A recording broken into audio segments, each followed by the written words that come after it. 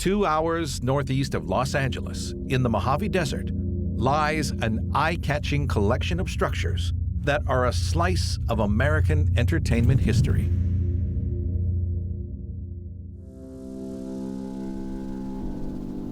You've got this one-dimensional, pretty plain desert landscape, and then just this explosion of bright color. It's clearly a hotspot for graffiti artists because it's everywhere. Graffiti isn't the only reason people visit today.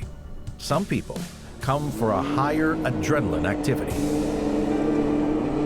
We've had a lot of people who've come through and trespassed, all had buggies, much like the ones behind me. And so that kind of is what sparked the idea. With the Mad Max-style desert surroundings and all the graffiti, feels like the perfect place for it.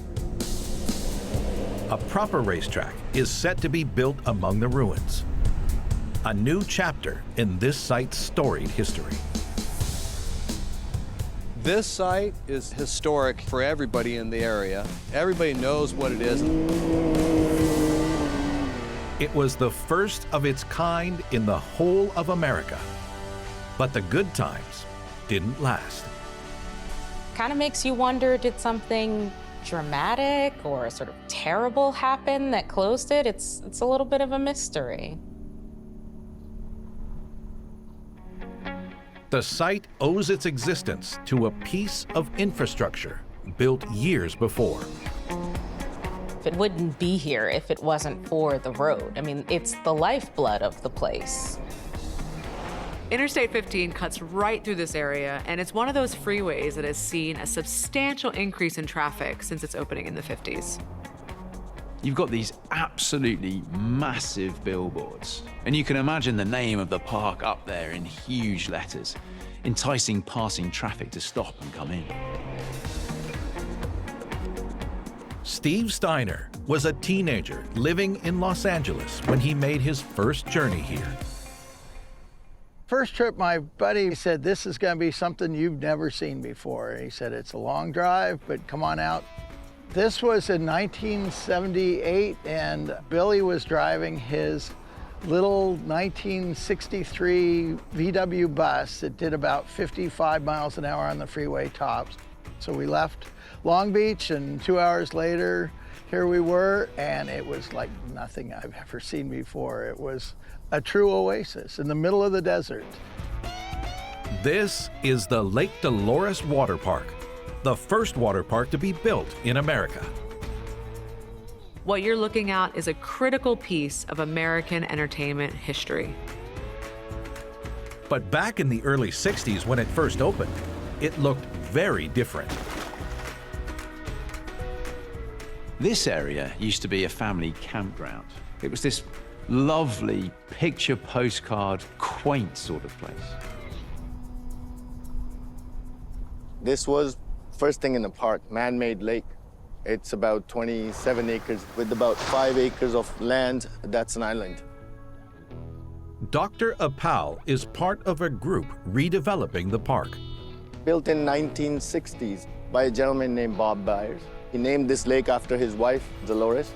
So everybody driving on this highway, seeing this huge body of water would make them excited and want to come here and build memories with their families.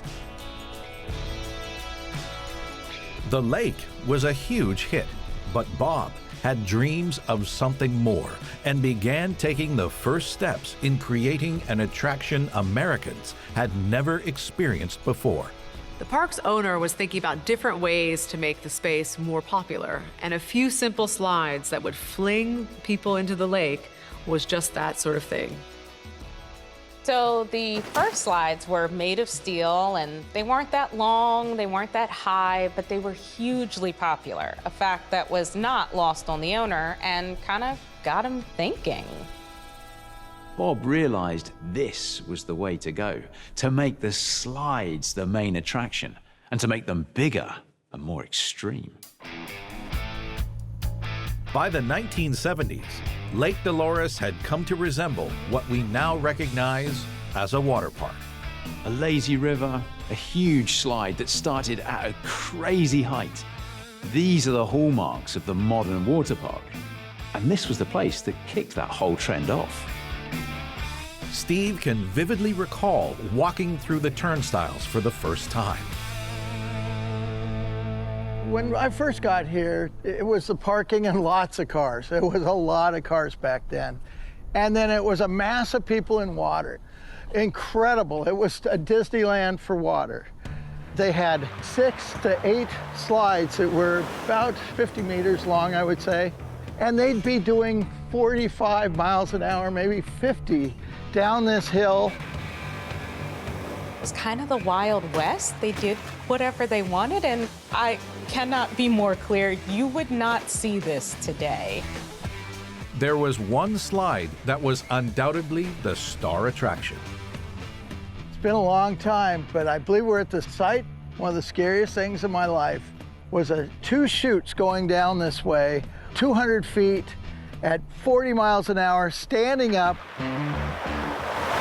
So this attraction, this epic slide, is actually extremely dangerous.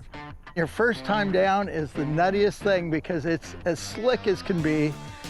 And of course, I went down this slide, ended up down, caught it with a hand, and then kind of did a belly flop right into the water. Got a lot of laughs. Yeah, I mean, you might be going around, you might get a little bumped, a little bruised, but you know, you would get up, you would dust yourself off and go again. Towards the end, one of the greatest feelings of my life, I went down, everyone's looking at me, and I was able to spin all the way down the ride, all the way down to the end, and flipped and actually made a nice flip. It looked great, never did it again.